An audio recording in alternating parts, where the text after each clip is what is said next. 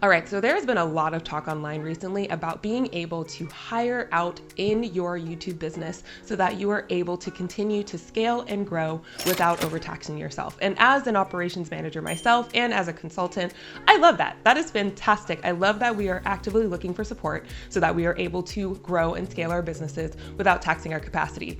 However, if you have ever gone through a hiring procedure, you know how daunting it is and pressuring to ensure that you get the right people onto your team. So in today's video, I'm going to be talking through 3 ways to ensure that you are finding the right people for your team in order to scale your YouTube business. Now, before we get into the 3 ways, I want to make sure you and I are on the same page when it comes to how you can ensure success no matter who comes onto your team. And that is ensuring that you have prepared for the role. Because in my years of experience, I have seen the most experienced, educated, ready to work people not be able to succeed in their role, not because they weren't ready for it, but because the role wasn't prepared and set up for them to be able to succeed. No matter how experienced a person is, if they do not know the steps and processes that they need to take in order to be able to successfully complete a task to your specifications, why their role is important and how they fit into the overall ecosystem that is your YouTube business, and what the policies are in terms of how they can work inside your business. So do they have to report to you for every single thing? What are they allowed to make decisions on? How do they communicate with you, etc.? Then almost anybody can be set up for failure. Now, the ways that I'm going to be talking about in this video is going to cover some of this, but I strongly suggest before you start hiring anybody or putting job descriptions out there that you understand, 1, mapping out how this role fits into the grand scheme of your YouTube business. So if you're hiring a VA, how do they fit into you being able to succeed inside of your YouTube channel and your YouTube business? And 2, take the time to document your steps and processes so that you're able to hand it off and train somebody so that they know exactly what they need to do in order to be successful right off the bat. And as a bonus, I would also suggest just mapping out the types of roles that you're even looking for instead of just determining, well, everyone says I need a VA, so I should probably get a VA. Really take the time to look at, okay, which roles are going to be the most pivotal in helping me increase my capacity, be able to make more money, and to free up my time so that I'm able to grow my business. Let me know in the comments if this is a video that you would like, just me explaining how you're able to determine who you should hire on your team. But with that, let's get into these 3 ways. So way number 1 is describing what success looks like in the position. And when I say success, I'm not just talking about this is the level of experience and the amount of years that you need to have in order to be a good fit. Like when we are talking about success, I want you to be able to explain if this person is doing their job impeccably, what would be happening. So we want to be able to describe, hey, this is how your role fits in terms of the grand scheme of things, but also this is what we're expecting of you when you come into the role. And this isn't just make $10,000 for us if it's a sales role, or being able to produce 50 videos, but really looking into, okay, if you are doing your job well, then you are asking questions of us when you get stuck. You're quick to notice when something is missing in a video and to point it out so that we can fix it before it gets published. You're not afraid to make your ideas known,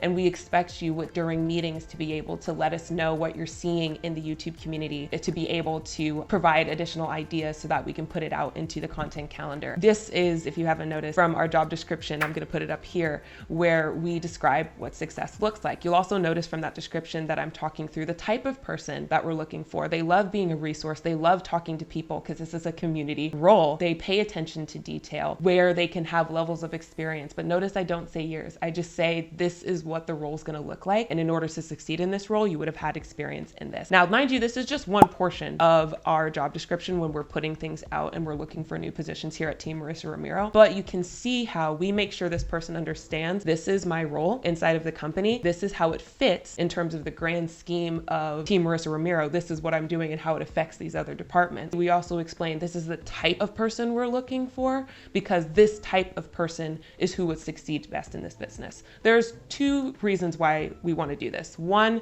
we are very clear clear who it is that we're looking for so that we make sure that we are qualifying the candidates that we're looking for when they start putting in their applications. And two, so that the person who's reading this job description can quickly determine if they can see themselves in that role or not. It's really, really helpful when you are hiring to be able to qualify the candidate. And this particular portion really helps qualify so that you are able to separate people just from this is the skill set that you have to these are the capabilities and the type of person that you are to ensure that we can see success. You can have somebody who has exceptional skills in a particular software, but not be creative when you need a creative-minded person. You can have somebody who has years of experience in a particular role, but they've never done it for YouTube. And so they struggle in being able to make that transition. So we really want to make sure that we are capturing in who would succeed best, not only the skills this person would have, not only the experience this person would have, but the capabilities that this person would have as well. Because this person is not only going to be hired to do this role, this person is also going to be hired to be a part of your team and therefore be a part of your company culture. So if they can't mesh,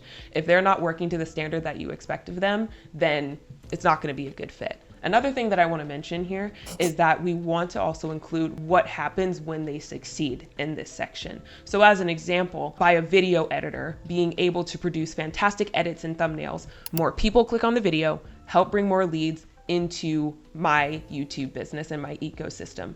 A virtual assistant supporting with reviewing edits frees up time for you to focus on brand deals and ensure that videos are up to the standard you are known for. So being able to contextualize what success looks like paired with the capabilities of a person who can reach this level of success is going to help you be able to better find the right people for your YouTube business. Number two is map out expectations during the interview. To ensure success, it's not enough to just map out this is what you should be able to do, but also to determine the expectations that you have for a person and making sure to communicate that with your potential candidates. So expectations can look like, what are their responsibilities? What tasks are they fully owning? And when it comes to decision making, is that something that they can do on their own, or are they expected to come to you to be able to make the final decision?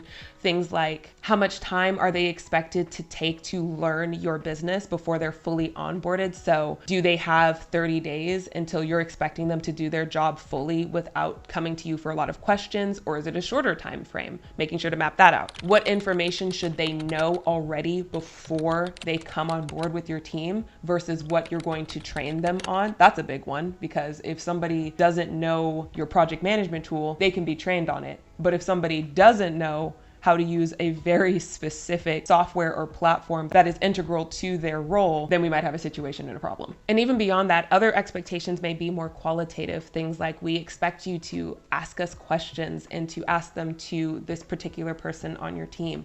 We expect you to watch all of our YouTube videos so that you have a strong sense of what our community is like, what our products are, etc. All this will help make sure that you and your potential candidates are on the same page of what is expected of them, and then further qualify who is the right fit or not to be able to meet, so that you can ensure that you're getting the right person on your team. Hey y'all, I hope you guys are enjoying that video so far, but real quick, I want to know a couple things about you. First off, are you somebody who is wanting to build your YouTube channel full-time, or maybe you already are full-time, but it feels incredibly overwhelming to be doing all the work that you are doing? Maybe you're wanting to hit that 5-figure, 6-figure, 7-figure income level, but you just do not know where you're going to find the time or the energy to do all of that.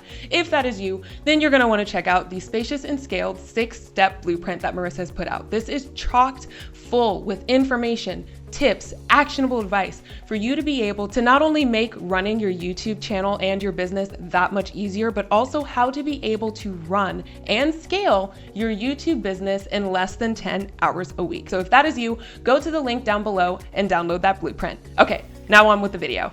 And finally, determine key performance indicators or KPIs for your role. So when we are mapping out expectations, we're determining, okay, this is what success looks like. We want to make sure we have a way to measure that success so that we can keep track of the performance that a potential hire can have. So being able to create KPIs or key performance indicators and being able to communicate that is going to help ensure that the person that you're hiring is staying on track, because you're able to measure their performance. And being able to communicate this in the final stages of your interview also is going to help show to potential candidates how they can ensure that they are staying on track with their performance and further qualify. So as an example, for someone on a YouTube management team, a measurement of success could be percentage of YouTube videos uploaded without incident. So meaning that it was done on time, there was no spelling mistakes, no editing mistakes, it went out without a hitch. So we ensured that the project went through successfully. Another example on the business side could be a sales associate, and measurements of success could be how many sales calls were set up or how many brand deals were closed. The key to choosing KPIs for each role is determining if these measurements are in a successful percentage. So they're at 100%. How does that map up to the overall YouTube business KPIs to making sure that you are on track to the success that you're after?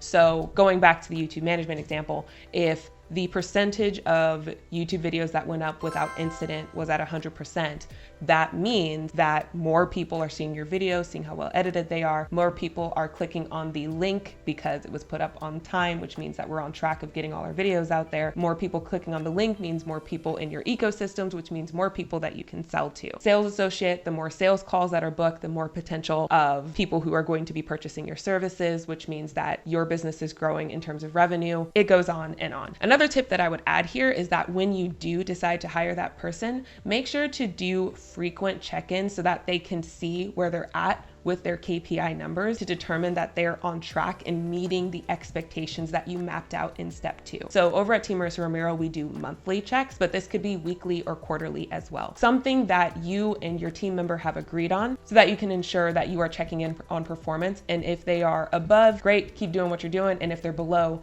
you can course correct to ensure that they can get back on track. Being able to find and hire the right fit for your YouTube business not only gives you so much peace of mind, but it helps you create a sound business that can grow with you throughout the years. I can say without a doubt that our team here at Team Marissa Romero makes it so much easier to know that our business is growing because we have a strong team that is working in tandem to the business goals, so we can ensure that we're hitting our goals year after year. And if you incorporate these 3 ways, you can have the same. That's it for me, y'all, but don't go anywhere because I'm assuming after you find the right people for your business, you want to make sure that they are onboarded and trained correctly so that they can start helping you immediately. And Dawn has a video just on that, on how to be able to onboard and train your team members for your YouTube business like a pro. That's going to be starting in just a couple seconds. So stay tuned. Are you struggling to keep up with the demands of having a YouTube channel, especially one that is quite successful, and you don't know how to manage everything?